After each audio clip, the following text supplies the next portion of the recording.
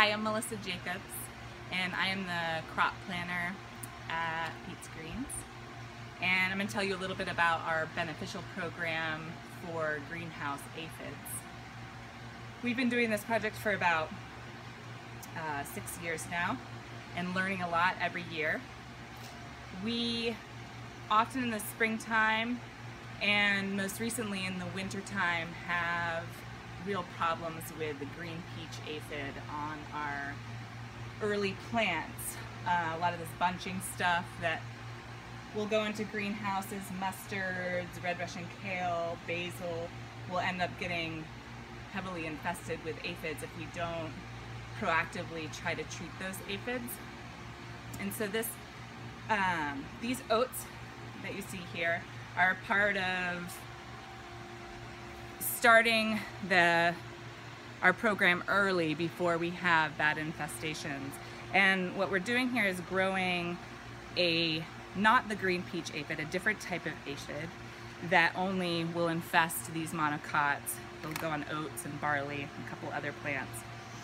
And we're trying to grow those aphids out to high populations. And then we have some other insects that we'll release to then start increasing their populations on these aphids.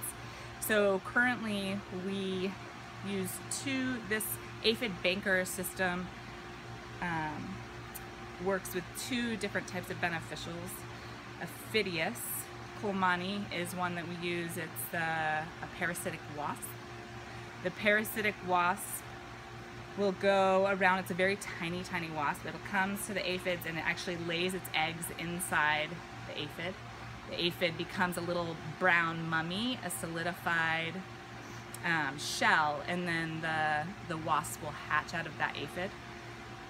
We also use Aphidius, or Aphidoletes, which is a tiny midge, which is a really aggressive aphid seeker, and the Aphidoletes will actually lay its eggs near dense populations of aphids. When the eggs hatch, there's a small larvae that can aggressively eat aphids. So starting at the beginning of January, we start growing successions of oats.